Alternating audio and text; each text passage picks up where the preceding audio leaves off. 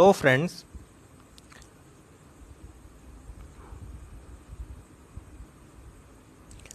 Friends. आपका learn with हर्ष में स्वागत है।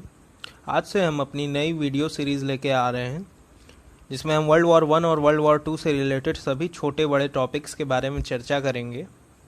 आज की वीडियो में हम देखेंगे कि वर्ल्ड वॉर वन किन मेजर और माइनर कॉजेज़ की वजह से हुई थी। वर्ल्ड वॉर वन होने से पहले यूरोप में कैसे पॉलिटिकल डिबेट्स चल रहे थे और कैसी उथल पुथल मची हुई थी। वर्ल्ड वॉर वन यूरोप में स्टार्ट हुई लेकिन वर्ल्ड वाइड कैसे फैल गई, ये भी हम आज की वीडियो में देखेंगे। तो चलिए वीडियो स्टार्ट करते हैं। वर्ल्ड वॉर वन 28 जुलाई 1914 से 11 नवंबर 1918 तक हुई थी। वर्ल्ड वॉर टू होने से पहले वर्ल्ड वॉर वन को the war to end all wars के नाम से जाना जाता था, क्योंकि लोग ऐसा माना करते थे कि वर्ल्ड वॉर वन होने के बाद इतनी बड़ी इतनी घातक कोई वॉर फ्यूचर में होगी नहीं। मगर ऐसा नहीं हुआ। कुछ ही सालों बाद वर्ल्ड वॉर टू हो गई। इसे ग्लोबल वॉर भी कहा जाता है क्योंकि ये वर्ल्ड वाइड लेवल पे हुई थी। द ग्रेट वॉर इसे इसलिए कहा जाता है क्योंकि वर्ल्ड वॉर वन के होने के बाद बहुत सी एडवांसमेंट्स आई, बहुत से चेंजेस हुए यूरोप में भी और वर्ल्ड के कंटेक्स्ट में भी। वो सारी चीज़ों पे हम बाद में डिस्कशन करेंगे। ये one of the most deadliest war है जो आज तक कभी भी फाइट की गई है। वर्ल्ड वॉर वन की सबसे बड़ी बात ये है कि वर्ल्ड वॉर वन में हर छोटी बड़ी कंट्री का कोई ना कोई रोल रहा ही है, या तो एक्टिवली या तो पासिवली। तो चलिए आगे देखते हैं। तो चलिए अब देखते हैं कि वॉर किन किन किन कंट्रीज़ के बीच में हुई। तो वर्ल्ड वॉर होने से पहले दो तरह की पावर्स में डिफरेंट कंट्रीज़ को डिवाइड कर दिया गया, एलाइड पावर्स और सेंट्रल पावर्स। तो पहले हम देखते हैं कि एलाइड पावर्स में कौन कौन सी कंट्रीज़ हुआ करती थी। एलाइड पावर्स में पहली कंट्री थी फ्रांस। ये फ्रांस का फ्लैग है, ये फ्रांस की टेरिटरी है, आप देख सकते हैं ये मैप में। फिर सेकंड जो लार्जेस्ट कॉम्बैटेंट था वो ब्रिटिश एम्पायर था, और ब्रिटिश एम्पायर का मैप कुछ इस तरह था। ये हाईलाइटेड पार्ट्स जो आप देख रहे हैं ये सब ब्रिटिश एम्पायर में है। इंडिया भी तब ब्रिटिश एम्पायर का ही पार्ट था।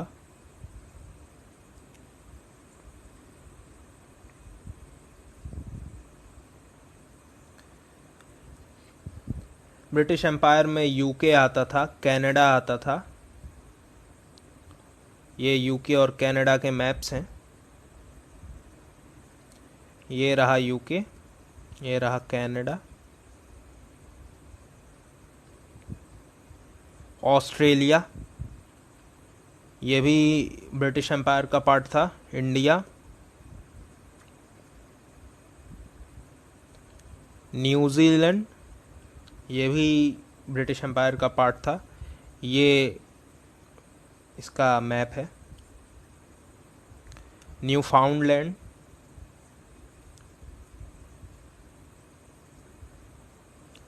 साउथ अफ्रीका का छोटा सा पार्ट आता था ब्रिटिश एम्पायर में, जो कि यहाँ मैप में क्लियर करके दिखाया गया है। बहुत छोटा सा हिस्सा था ब्रिटिश एम्पायर में साउथ अफ्रीका का। सर्बिया, सर्बिया एक बहुत ही एक्टिव मेंबर था एलाइड पावर्स का, और आगे हम देखेंगे कि सर्बिया ही मेन कॉज था। मेन कॉज सर्बिया ही था जिसकी वजह से ये वॉर स्टार्ट हुई थी। फिर छोटी कंट्रीज आती हैं जैसे कि मॉन्टेनेग्रो, बेल्जियम,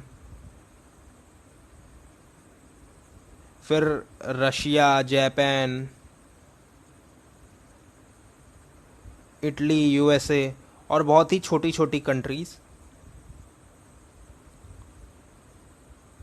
अब हम बात करते हैं सेंट्रल पावर्स के बारे में। सेंट्रल पावर्स की बात करें तो सेंट्रल पावर्स में जर्मनी उस समय बहुत ही पावरफुल नेशन हुआ करता था। ऑस्ट्रिया हंगरी, ऑटोमन एम्पायर जो कि आज के समय में टर्की है, बल्गेरिया और अदर स्मॉलर कंट्रीज हुआ करती थी। अब हम चर्चा करते हैं एक टर्म के ऊपर, बाल्कन नेशन। बाल्कन नेशन किसे कहते हैं? बाल्कन नेशंस या बाल्कन्स उन नेशंस को कहते हैं जो बाल्कन पेनिनसुला में हैं या फिर साउथ ईस्ट यूरोप में है। ये पार्ट जो कि इस मैप में दिखाया गया है, ये बाल्कन नेशंस हैं। इनका नाम बाल्कन माउंटेन्स पे रखा गया है, जो बल्गेरिया से ब्लैक सी तक स्ट्रेच होता है। यहाँ शो किया गया है। रुक जाइए, मैं आपको अच्छे से दिखाता हूँ। ये पार्ट जो है, इसमें ये देखिए, ये माउंटेन यहाँ से गया हुआ है। तो इन नेशंस को बाल्कन नेशंस कहा जाता है। तो ये यूरोप है। तो ये पार्ट जो है, यही बाल्कन नेशंस हैं। इसमें Bulgaria, Romania, Serbia, Montenegro, Albania, Greece, Austria Hungary और बाकी कई छोटी मोटी कंट्रीज़ आती हैं। 19th सेंचुरी के स्टार्टिंग से ही बाल्कन नेशंस में तरह तरह की पावर्स को लेके तरह तरह के कॉन्फ्लिक्ट्स हुआ करते थे। इन कॉन्फ्लिक्ट्स को रिजॉल्व करने के लिए बाल्कन नेशंस ने तरह तरह के पॉलिटिकल और मिलिट्री अलायंसेस किए। अलायंस का मतलब संधि होता है, मतलब एक तरह से ये कहा जा सकता है कि ताकतवर बनने के लिए ये देश अपने साथ दूसरे देशों को मिला के और कॉन्फ्लिक्ट्स को रिजॉल्व किया करते थे। अब इन अलायंसेस के फॉर्मेशन में क्या चैलेंजेस खड़े हुए थे, ये हम देखते हैं। तो ब्रिटेन की पॉलिसी थी स्प्लेंडेड आइसोलेशन की। स्प्लेंडेड आइसोलेशन का मतलब ये होता है कि ब्रिटेन कभी भी कोई परमानेंट अलायंस नहीं करता था। मतलब वो अलायंस तो करता था लेकिन टेम्पररी, कुछ टाइम पीरियड के लिए। और इस प्रॉब्लम की वजह से ब्रिटेन के साथ अलायंस फॉर्म करना किसी भी कंट्री के लिए लगभग इम्पॉसिबल था।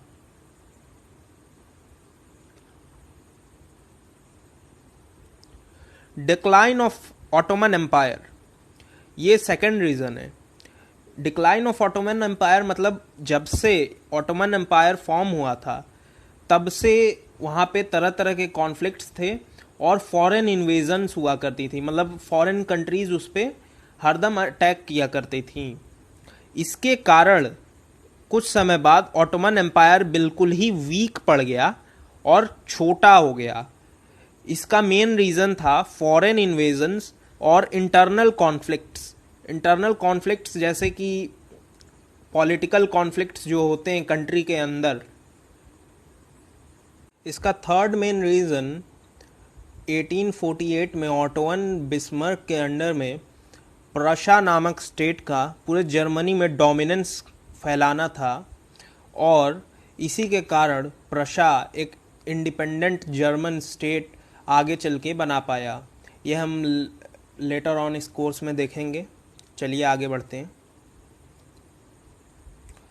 तो ये प्रशा 1871 से 1890 के बीच का है। आप देख सकते हैं कि ये जर्मनी को लगभग पूरी तरह से ढक चुका है। ऑटोवन बिस्मर्क एक कंजर्वेटिव जर्मन स्टेट्समैन थे जिन्होंने जर्मनी को एक सिंगल जर्मन एम्पायर के रूप में प्रशियन डोमिनेंस के अंडर में फॉर्म किया था। वो जर्मनी के या जर्मन एम्पायर के चांसलर रहे 1871 से 1890 तक। इस बीच उन्होंने बहुत से ऐसे काम किए जिसके वजह से जर्मनी में टेक्निकल और पॉलिटिकल एडवांसमेंट्स आई। अब हम आते हैं अलायंस फॉर्मेशन के ऊपर। किन किन कंट्रीज़ ने कैसे कैसे अलायंस फॉर्म किए, इस टॉपिक में हमें ये पढ़ना है। 1866 में ऑस्ट्रिया हंगरी प्रशिया के बीच में एक ऑस्ट्रो प्रशियन वॉर हुई। इसमें प्रशिया ने ऑस्ट्रिया हंगरी को हरा दिया और जर्मनी में अपना रूल स्टैब्लिश कर लिया। 1870 से 1871 के बीच में फ्रांस और प्रशिया के बीच में एक फ्रैंको प्रशियन वॉर हुई, जिसमें प्रशिया ने फ्रांस को हरा दिया और सारे जर्मन स्टेट्स को प्रशियन लीडरशिप के अंदर, मतलब प्रशियन राज्य के अंदर, एक सिंगल जर्मन एम्पायर के रूप में फॉर्म कर लिया।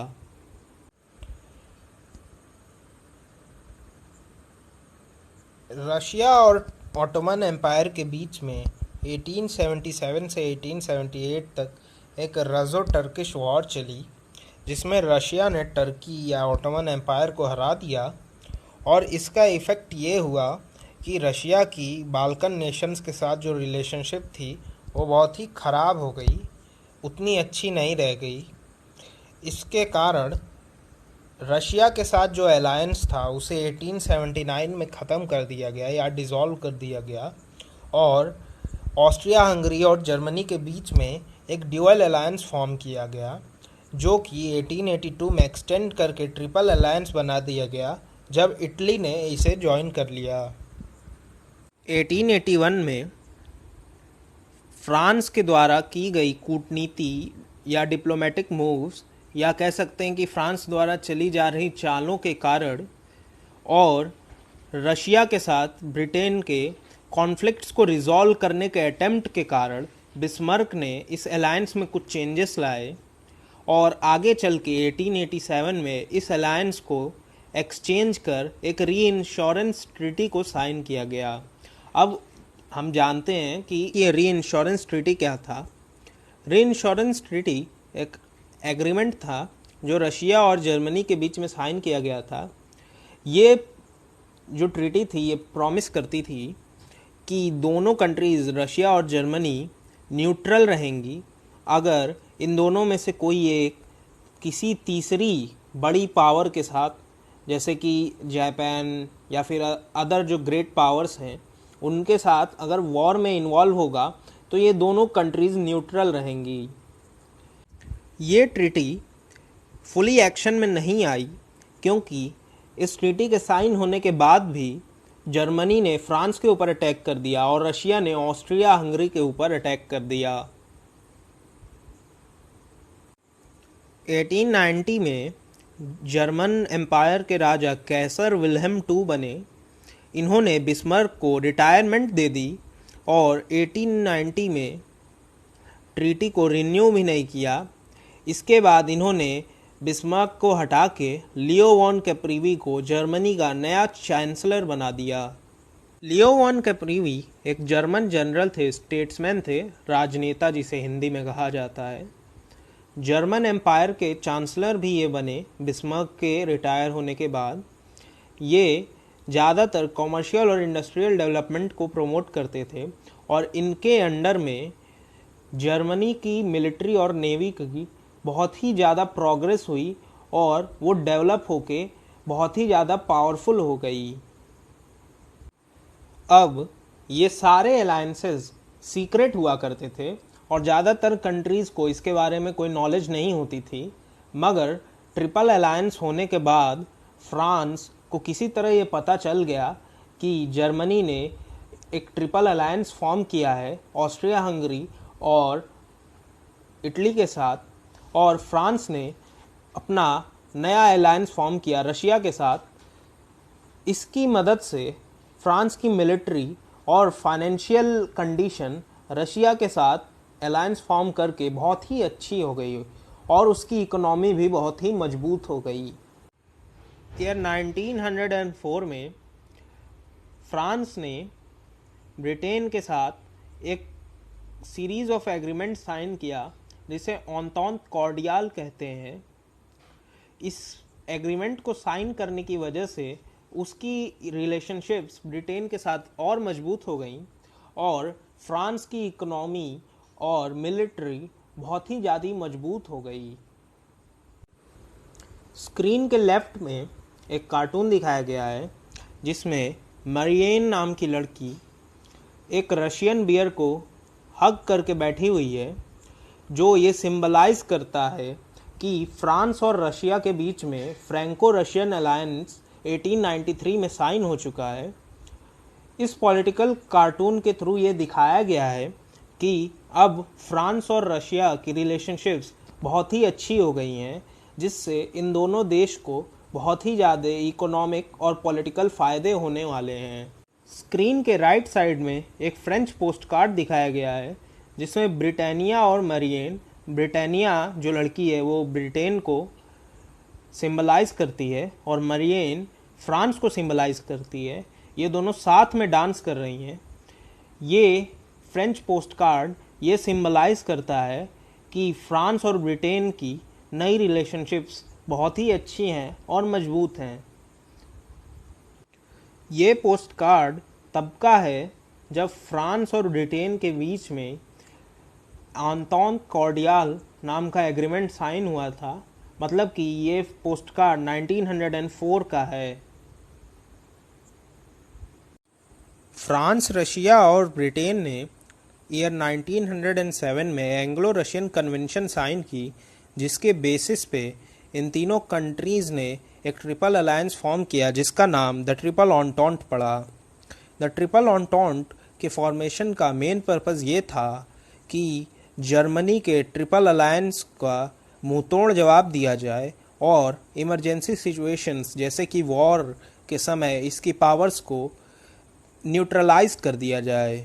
फ्रैंको प्रशियन वॉर में जीतने के बाद जर्मनी अपनी इकोनॉमिक और इंडस्ट्रियल स्ट्रेंथ को बढ़ाने लगा, डेवलप करने लगा और एम्परर विल्हेम II के रूल में जर्मनी ने अपनी इंपीरियल जर्मन नेवी को इतना पावरफुल बना दिया कि वो ब्रिटिश रॉयल नेवी को काउंटर कर सके या उसके इफ़ेक्ट को कम कर सके। एंग्लो जर्मन नेवल रेस या फिर ब्रिटेन और जर्मनी के बीच जो नेवल रेस चल रही थी या नेवी को डेवलप करने के लिए जो होड़ लगी हुई थी, उसमें एक यू टर्न आया जब ब्रिटेन ने अपनी HMS ड्रेडनॉट नाम की बैटलशिप लॉन्च की। इस बैटलशिप ने रॉयल नेवी को एक बहुत ही बड़ा टेक्नोलॉजिकल एडवांटेज दिया जर्मन इंपीरियल नेवी के ऊपर। इस बैटलशिप की वजह से ब्रिटेन की royal navy German imperial navy से ज़्यादा सुपीरियर साबित हो गई। 1911 में जर्मनी ने अपनी हार मानी और एक टर्निंग पॉइंट लिया। उसने अपने एक्सपेंडिचर्स नेवी से हटा के आर्मी में दोबारा से स्पेंड करने स्टार्ट कर दिए। 1913 में जर्मनी ने अपनी स्टैंडिंग आर्मी को बढ़ा लिया और भी मजबूत कर लिया, जिसे देखकर फ्रांस ने भी 2 साल तक अपनी आर्मी को डेवलप किया और बाकी बाल्कन नेशंस ने भी अपनी आर्मी पे ज़्यादा से ज़्यादा ध्यान देकर उसे मजबूत कर लिया। 1908 और 1913 के बीच के समय में बाल्कन नेशंस ने अपनी आर्मीज़ के एक्सपेंडिचर जो पहले वो पास में स्पेंड किया करते थे उससे 2 गुने अमाउंट को खर्चा किया, जिसकी वजह से सभी बाल्कन नेशंस की आर्मी ज़्यादा डेवलप्ड हो गई और उनकी कैपेबिलिटीज़ बहुत ही ज़्यादा बढ़ गई। ऑस्ट्रिया हंगरी ने 1908 में बोस्निया और हर्जेगोविना नामक ऑटोमन टेरिटरीज़ या फिर ऑटोमन एम्पायर में शामिल टेरिटरीज़ को अपने कब्ज़े में ले लिया और इस एक्ट को द बोस्नियन क्राइसिस नाम से जाना जाता है। इस एक्ट के कारण या ऑस्ट्रिया हंगरी के इस एक्शन लेने के कारण किंगडम ऑफ सर्बिया और बाकी पैन स्लेविक नेशंस वो होते हैं जो स्लेविक लैंग्वेजेस बोला करते हैं, ऐसे नेशंस जैसे कि रशिया ऑस्ट्रिया हंगरी के ख़िलाफ़ हो गए और उनके साथ ऑस्ट्रिया हंगरी की रिलेशनशिप बहुत ख़राब हो गई। पैन स्लेविज़म वो मूवमेंट होता है जिसका main M Slavic speaking countries को यूनाइट करने का होता है। पैन स्लेविज़म ने सारी पैन स्लेविक नेशंस को ऑस्ट्रिया हंगरी के खिलाफ एक्शन लेने के लिए मोटिवेट किया। ये बोस्निया एंड हर्जेगोविना की वो टेरिटरीज हैं जिन्हें ऑस्ट्रिया हंगरी ने फोर्सफुली एक्वायर कर लिया था। आइए इसे यूरोपियन मैप में देखते हैं। तो यूरोप का ये भाग बोस्निया एंड हर्जेगोविना है। अब द ट्रिपल ऑन्टॉन्ट और द ट्रिपल अलायंस तो फॉर्म हो चुके थे, तो इस कारणवश बाकी सारी जो नेबरिंग बाल्कन नेशंस थे उन्होंने ये डिसाइड किया कि इन दोनों अलायंसेस को काउंटर करने के लिए वो अपने नए अलायंस फॉर्म करेंगे। तो इसी कड़ी में द बाल्कन लीग नाम का एक अलायंस फॉर्म किया गया जो ग्रीस, सर्बिया, मोंटेनेग्रो और बल्गेरिया के बीच में साइन हुआ था। इस अलायंस को फॉर्म करने का या इस अलायंस को बनाने का मेन रीज़न ये था कि ऑटोमन एम्पायर के ख़िलाफ़ ये सारी कंट्रीज़ मिल के फाइट करें। ये युद्ध 1912 से लेके 1913 तक चला। चूँकि अब बाल्कन नेशंस के बीच में तरह तरह के नए अलायंसेस फॉर्म हो चुके थे, सारी कंट्रीज़ पावरफुल हो गई थी, उनकी मिलिट्रीज़ पावरफुल हो गई थी, तो अब नए नए तरह के कॉन्फ्लिक्ट्स भी अराइज हो रहे थे। इसी बीच 1913 में बल्गेरिया ने सर्बिया और ग्रीस के ऊपर अटैक कर दिया और सेकेंड बाल्कन वॉर छिड़ गई। इसका अंत ये हुआ कि बल्गेरिया को सर्बिया को मैसेडोनिया देना पड़ा और साउदर्न डोब्रूजा नाम की इसकी जो टेरिटरी थी वो इसे रोमानिया को देनी पड़ी। तो चलिए एक बार रिवाइज करते हैं कि हमने अभी तक क्या पढ़ा। तो अभी तक हमने पढ़ा है कि बाल्कन नेशंस तरह तरह के अलायंस फॉर्म कर रहे थे। इसका मेन कारण ये था कि उन्हें अपनी मिलिट्रीज़ और इकोनॉमीज़ स्ट्रॉन्ग करनी थी। और अंत में हम ये देखते हैं कि लगभग हर एक बाल्कन नेशन किसी न किसी अलायंस को फॉर्म करके अपनी इकोनॉमी और मिलिट्री को एनहेंस करने की कोशिश कर रहा है। बाल्कन पावर्स स्टार्टिंग से ही बहुत ही अनस्टेबल थी और उनमें तरह तरह के कॉन्फ्लिक्ट्स उठा करते थे और तरह तरह की वॉर्स हुआ करती थी। बाल्कन नेशंस आपस में हर समय कंपटीशन किया करती थी in terms of military, navy, army etcetera. मतलब वो हर एक फील्ड में आपस में कंपटीशन की भावना रखा करते थे। ऑस्ट्रिया हंगरी ने बोस्निया और हर्जेगोविना नामक टेरिटरीज़ को फोर्सफुली ऑक्यूपाई कर लिया, जिसके कारण सर्बियन नेशनलिस्ट्स और सर्बियन टेरिटरी उनके खिलाफ हो गई और सर्बियन एम्पायर से उनके रिश्ते बहुत ज़्यादा ही ख़राब हो गए। सर्बियन नेशंस के साथ साथ बाकी जो पैन स्लेविक नेशंस हुआ करते थे, पैन स्लेविक नेशंस वो होते हैं जो स्लेविक लैंग्वेजेस बोला करते हैं, वो भी सर्बिया के साथ मिल के ऑस्ट्रिया हंगरी के खिलाफ हो गए थे। तो अभी तक हमने जो कॉजेज़ पढ़े उनकी ज़रा एक छोटी सी ब्रीफ समरी देख लेते हैं।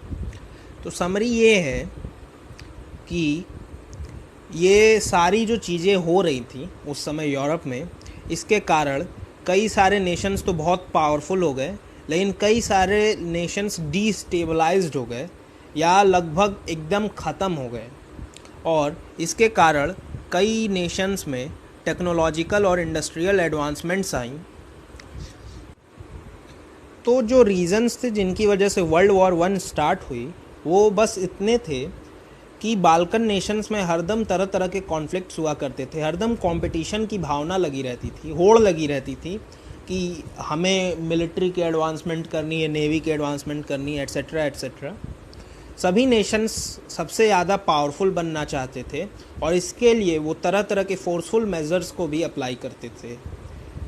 ज़बरदस्ती से कुछ कुछ नेशंस तो दूसरों की टेरिटरी भी हथिया लिया करते थे, जैसे ऑस्ट्रिया हंगरी ने बोस्निया और हर्जेगोविना नामक टेरिटरीज़ को हथिया के किया था। अब इसका एक रीज़न ये भी था कि इन सभी नेशंस के बीच में 2 बाल्कन वॉर्स हो चुकी थी। जिसने इन कंट्रीज़ के बीच में जो एनमिटी की भावना थी, जो शत्रुता की भावना थी, दुश्मनी की भावना थी, उसे बहुत बढ़ा दिया। और इसके कारण बाल्कन नेशंस का बाकी कंट्रीज़ के साथ भी बहुत ही बुरा संबंध हुआ। उनके रिलेशंस अच्छे नहीं थे, उनके बीच में शत्रुता की भावना पैदा। अभी तक जो हमने कॉजेज़ देखे वो तो वर्ल्ड वॉर वन के माइनर कॉजेज़ थे। अब हम वर्ल्ड वॉर वन के मेजर कॉज के बारे में बात करते हैं। वर्ल्ड वॉर वन एक गोली चलने से स्टार्ट हुई थी और वो गोली इनके द्वारा चलाई गई थी और इन्हें लगी थी, इनकी मृत्यु हो गई थी। अब ये दोनों शख्स कौन हैं ये तो हम आगे पढ़ेंगे और समझेंगे। तो चलिए आगे बढ़ते हैं।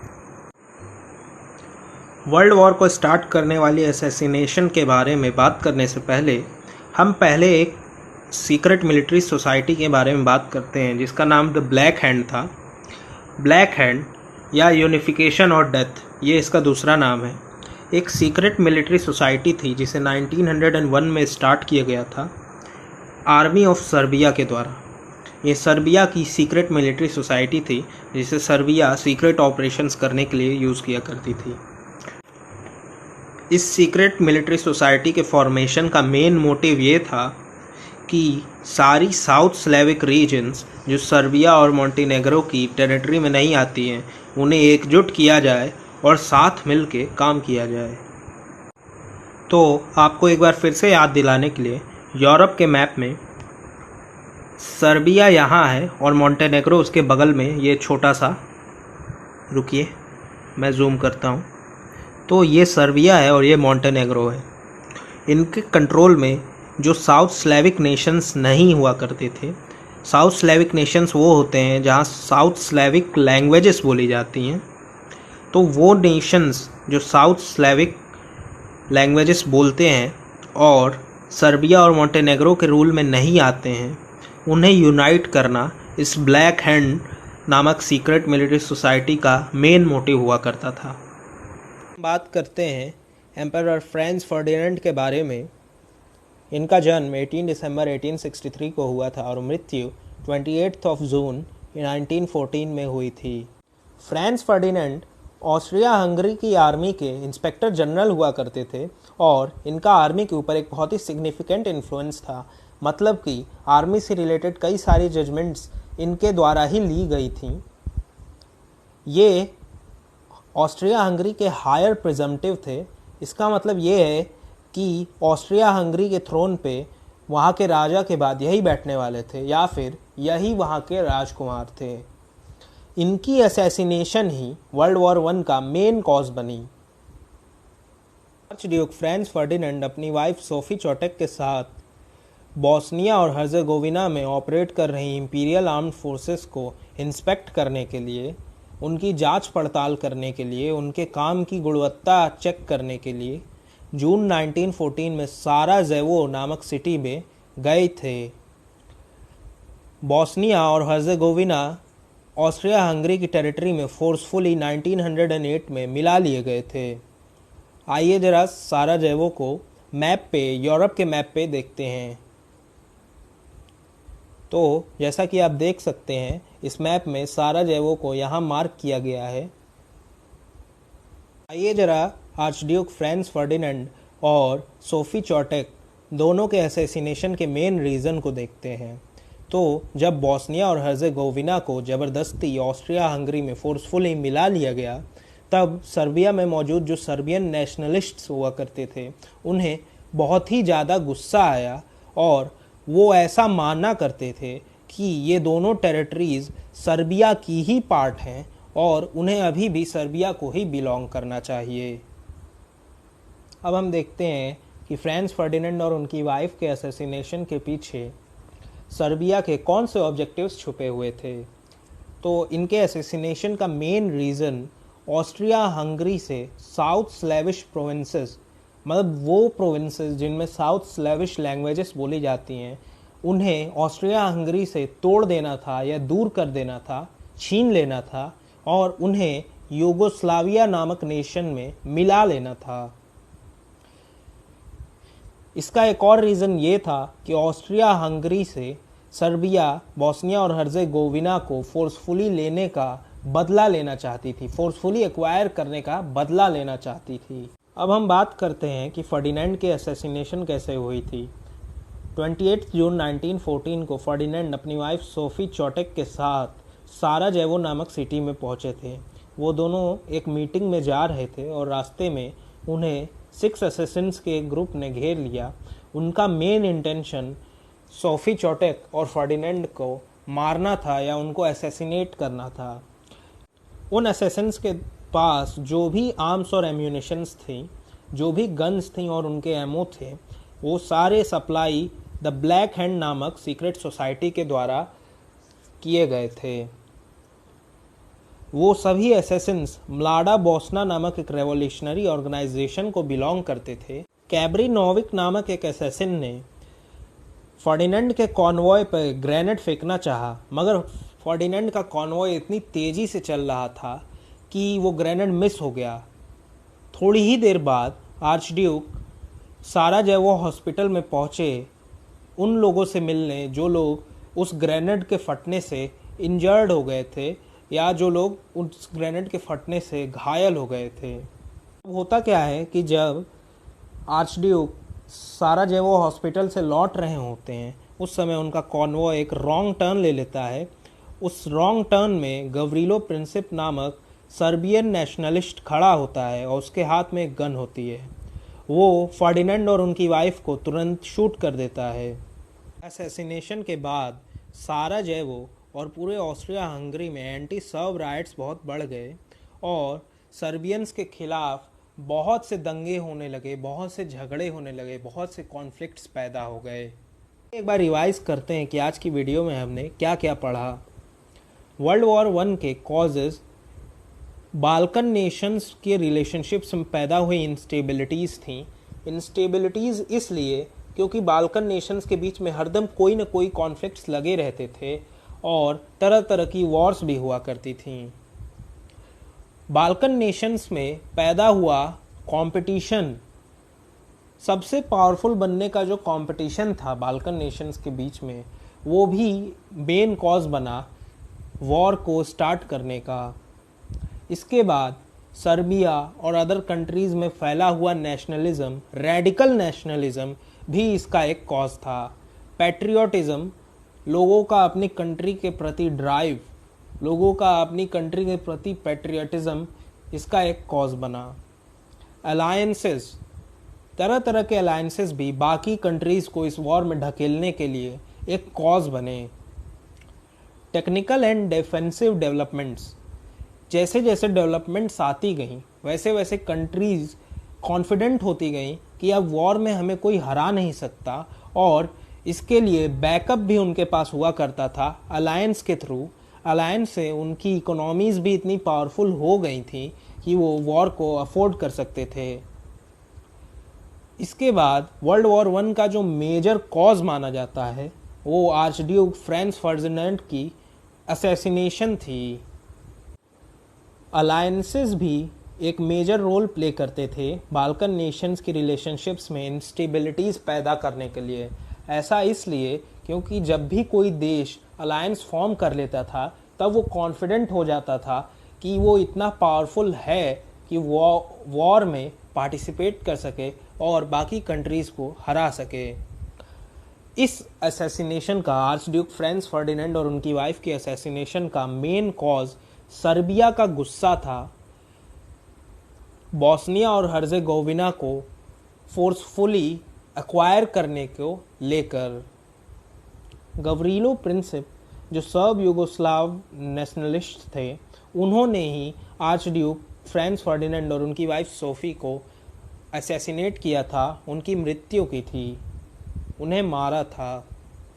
उस असैसिनेशन की वजह से साराजेवो, बोस्निया और हर्जेगोविना में वायलेंस बहुत बढ़ गया और तरह तरह के कॉन्फ्लिक्ट्स होने लगे। इस असैसिनेशन की वजह से जुलाई क्राइसिस भी हुई। अब जुलाई क्राइसिस क्या है ये हम अपने अगले सेशन में देखेंगे। Thank you friends, I hope कि आपको ये वीडियो पसंद आई होगी। हमारे वीडियो को लाइक करें, शेयर करें, इस पर कमेंट करें, हमारे चैनल को सब्सक्राइब करें और बेल आइकन दबा दें, जिससे आप ऐसी ही और भी ऑसम वीडियोस के अपडेट्स पाते रहें। नमस्कार दोस्तों, धन्यवाद। Stay safe, stay healthy, keep learning and keep innovating.